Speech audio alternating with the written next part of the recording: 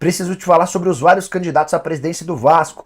Tem também com detalhes sobre os clubes que mais tiveram jogadores convocados para seleções e também para a seleção olímpica. Tudo isso a partir de agora. Antes, deixa eu só me apresentar. Me chamo Jorge Nicola, jornalista esportivo, e o objetivo por aqui é deixar você por dentro de tudo que está rolando com o seu clube do coração. Para não perder nada, só apertar esse botão vermelho de inscreva-se. Combinado?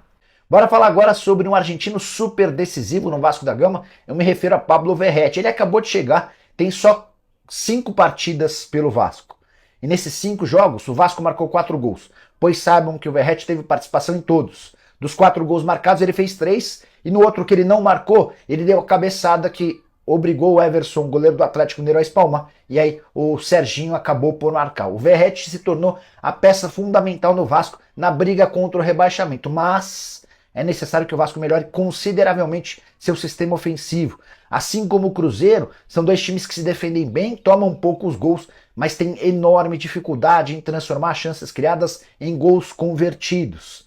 E diante desse cenário, sem um aproveitamento bacana, ofensivamente as chances de vitória diminuem e também as chances de permanência na primeira divisão acabam se complicando. Verratti, que pediu para jogar no Vasco, ele foi artilheiro do Campeonato Argentino no primeiro semestre, tinha uma boa relação com os dirigentes do Belgrano e afirmou estar diante da chance da vida dele, tem dado conta do recado e feito um bom papel. Você tá curtindo o Verratti? Usa o espaço para comentário, tô curioso para saber sua opinião, beleza? Para te falar sobre o Vasco da Gama, apesar da perda de importância desde a transformação do Vasco em SAF, o cargo de presidente cruzmaltino segue bastante disputado.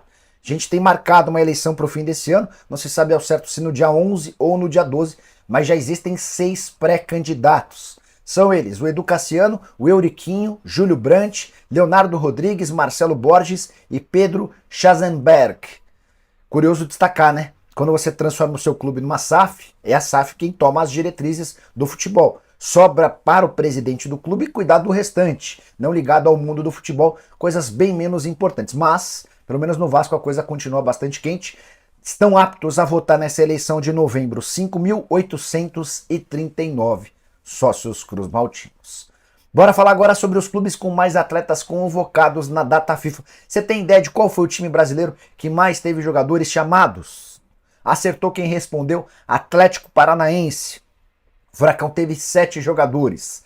Zapelli e Esquivel para a seleção argentina, Nava para a seleção boliviana, Vidal para a seleção chilena, Canóbio, seleção uruguaia, Mikael e Vitor Roque para a seleção olímpica. Depois do Atlético Paranaense, o clube que mais teve jogadores chamados foi o Santos, com 5 convocações. Miguelito e Monteiro na seleção boliviana, Rincon e Soteldo na seleção venezuelana e Marcos Leonardo na seleção brasileira. Fluminense aparece na sequência com 4 convocados, assim como o Grêmio, o Internacional e o Palmeiras. Já Corinthians, São Paulo e Vasco tiveram 3 convocados cada. A gente está colocando atletas das seleções brasileiras e também de outros países. E já temos local definido para o clássico entre Vasco e Fluminense na volta dessa parada da data FIFA. Eu vou responder com a música. Tem a música daí, Pedrinho? Daqui esse lugar que vai ser o jogo? Pedrinho, Pedrinho. Vai ser no Newton Santos. Então, diante dessa situação do Vasco, vai ser no Newton Santos. O Vasco já tweetou. Bota aí, olha lá.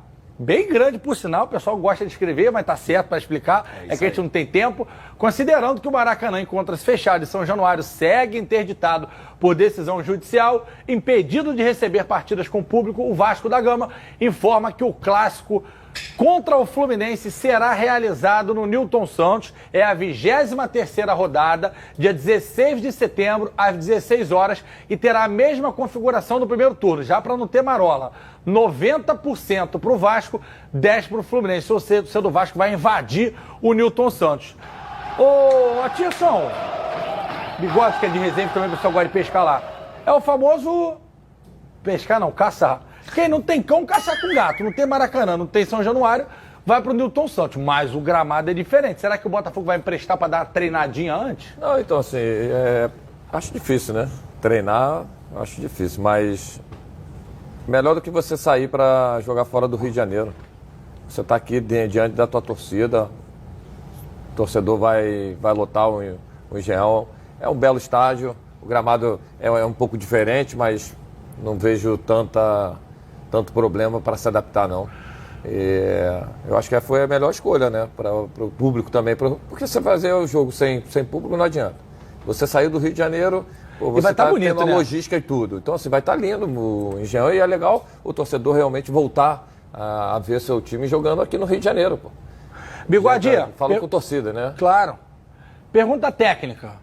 Quem leva mais vantagem no tapetinho? O time do Fluminense, que você já conhece, ou o time do Vasco, que você também já conhece? Tô falando pela velocidade que todo mundo diz, pela dinâmica. Teoricamente o Fluminense, né? Que tem o jogo mais curto. Acho que na prática também. Mas aí eu não sei também, porque a inatividade dos dois clubes, dos dois times, nesse gramado, pode influenciar, pode deixar uma coisa mais igualitária. Mas eu acho que a decisão do Vasco foi a melhor decisão possível para o atual cenário.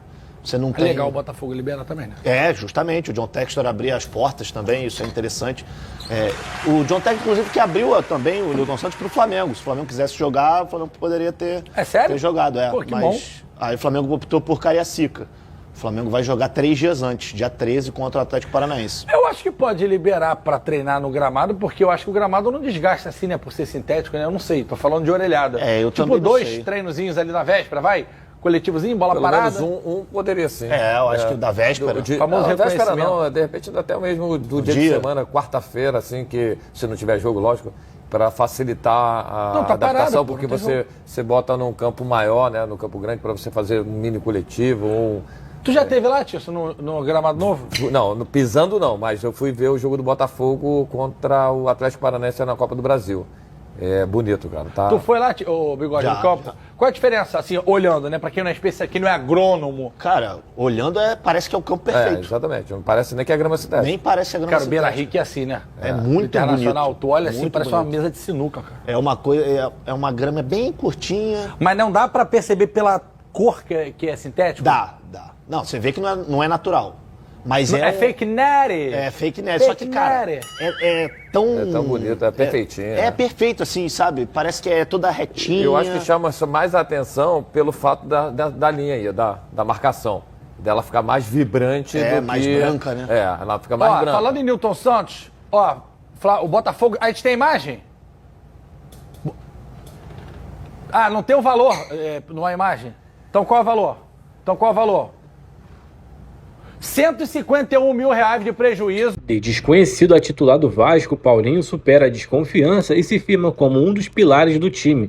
O meia se destaca pela regularidade e está com moral perante aos torcedores. Paulinho é titular absoluto do Vasco e custou ao clube cerca de R$6 milhões. Se o Payet não estivesse estreado contra o Bahia, a partida do Vasco seria lembrada pela atuação marcante de Paulinho. O jogador foi o grande destaque do time, protagonizando lindas arrancadas com direito a canetas nos adversários, que só conseguiram parar o jogador com faltas. As atuações convincentes consolidaram o Paulinho como um dos melhores jogadores do Vasco, sob o comando de Ramon Dias. O protagonismo o acompanha desde o jogo contra o Grêmio. O primeiro como titular. Na ocasião, o meia fez a jogada que deixou Gabriel Peck na boa para cruzar para Verratti fazer o gol de cabeça naquela ocasião.